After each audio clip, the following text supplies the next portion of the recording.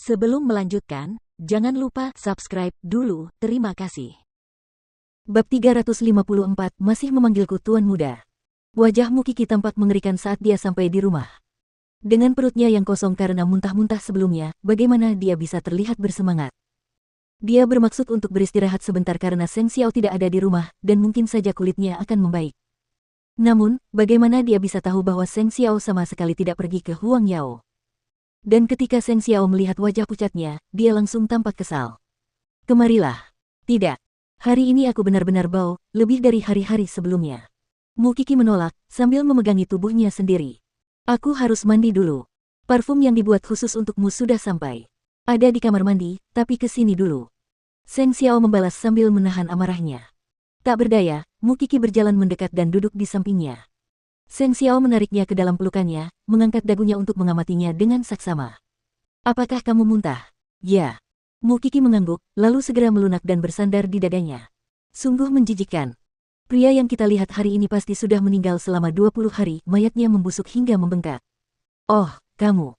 Seng Xiao merasakan tusukan di hatinya. Ia tahu apa saja tugas dokter forensik dan apa saja yang harus mereka hadapi, yang berarti muntah seperti itu sudah biasa. Meski begitu, ia tidak tahu kapan anaknya akan benar-benar terbiasa dengan hal itu. Atau haruskah dia mendapati dia pulang ke rumah dalam keadaan pucat setiap hari karena semua napas yang terengah-engah itu? Seng Xiao memeluknya sebentar, lalu menepuk kepalanya. Mandilah. Aku akan meminta bibimu memasak sesuatu yang enak untuk perutmu. Tapi baunya pasti juga melekat padamu. Oleh karena itu, tanpa basa-basi lagi, Seng Xiao meletakkan kertas yang sedang dibacanya dan menggendongnya lalu menuju kamar mandi bersama untuk berendam di bak mandi. Untungnya, parfum yang dirancang khusus itu sangat meringankan beban Mukiki. Ini benar-benar hal yang bagus. Betapa menyenangkan jika semua dokter forensik juga dapat menikmatinya. Kamu benar-benar tidak tahu apa-apa. Apa kamu tahu berapa harga satu botol? Seng Xiao tidak bisa menahan diri untuk tidak mencubit hidungnya.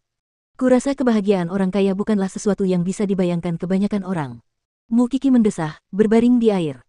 Namun karena perutnya kosong, Seng Xiao tidak membiarkannya terus berendam, membungkusnya dengan handuk, mengangkatnya lagi dan membaringkannya di tempat tidur. Mengapa kamu tidak pergi ke Huang Yao hari ini? Menunggu Jing Yun datang dan menyerahkan pekerjaannya. Seng Xiao menjawab sambil membantunya mengeringkan rambutnya. Dia sekarang adalah tuan muda keluarga Su, dan dia tidak perlu mengunjungi Huang Yao secara langsung. Kedengarannya sekarang semuanya sudah menjadi bisnis. Apakah ada orang yang tidak pernah berubah? Jika lingkungan berubah, Anda harus belajar menerimanya. Lagi pula, bukankah Mukiki sudah cukup menerima semua hal setelah semua yang telah dilaluinya? Sebagai cucu dari keluarga Sen dan tunangan Seng Xiao, dia memiliki tanggung jawabnya sendiri. Tidak pernah sekalipun dia menganggap dirinya sebagai kristal yang dimanja Seng Xiao, yang akan hancur jika disentuh sedikit saja. Baiklah, kalau begitu tidak ada halangan apapun terhadap pernikahan kakak keempat dan Jing Yun. Kemudian, beberapa saat kemudian, bibimu memberitahu mereka dari luar pintu, Tuan Muda, Nyonya Muda, asisten Jing telah tiba. Keringkan tubuhmu. Pastikan tidak ada setetes air pun yang tersisa. Seng Xiao menyerahkan pengering rambut kepadanya sementara dia berganti pakaian bersih dan turun ke bawah. Jing Yun memegang setumpuk dokumen di tangannya. Selain dokumen yang harus dibaca Seng Xiao, Jing Yun harus mengurus sisanya. Tuan Muda, karena Huang Yao telah memberhentikan tugasku sejak awal, tidak perlu ada prosedur lagi. Masih memanggilku Tuan Muda, kata Seng Xiao, merasa geli melihat Tuan Muda memegang setumpuk dokumen. Kau anak dari keluarga terpandang. Jangan meremehkan dirimu sendiri. Kamu akan selalu menjadi Tuan Mudaku. Jing Yun menjawab, mempertahankan sikap rendah hatinya terhadap Seng Xiao seperti biasa. Kapan kamu akan menyelesaikan masalah dengan kakak keempat? Aku akan mengunjungi keluarga Seng dan melamarnya dalam 2 hari. Jawab Jing Yun. Lalu, aku akan membawa Minglan ke dalam keluargaku dengan segala kemegahan dan kemegahan. Kakek tidak akan mencoba melakukan apapun terhadap kalian berdua sekarang, karena hasilnya tidak buruk baginya. Sebaliknya, kamu harus memperbaiki sikapmu, kamu tidak memohon padanya sekarang. Seng Xiao berkata dengan santai. Saya mengerti. Aku seharusnya tidak mengusir kakak keenam. Aku ingin melihat ekspresi wajahmu. Saat memikirkan itu, Seng Xiao tiba-tiba mendapat ide untuk mengerjainya. Kenapa tidak membawanya kembali? Tidak perlu, Tuan Muda. Ngomong-ngomong, kamu harus mengawasi kakakmu dengan ketat. Dia tidak akan membiarkanmu tinggal di keluarga Su terlalu lama karena kamu adalah bom waktu baginya. Seng Xiao mengingatkannya. Saya mengerti.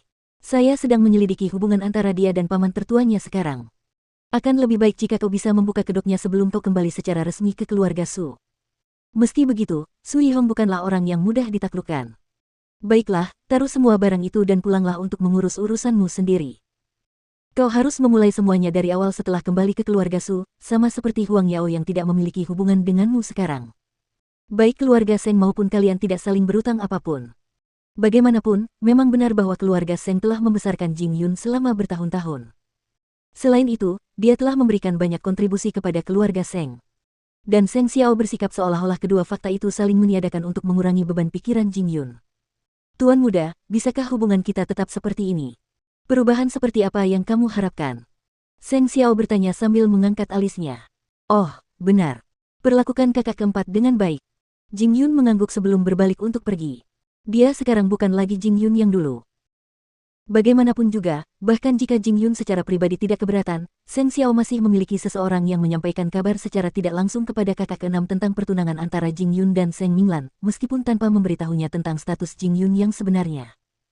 Pada saat yang sama, ia dipindahkan kembali ke negaranya dengan suatu alasan acak. Seng Xiao ingin melihat kakak keenam memberitahu Jing Yun bahwa dia seperti anjing sekarang.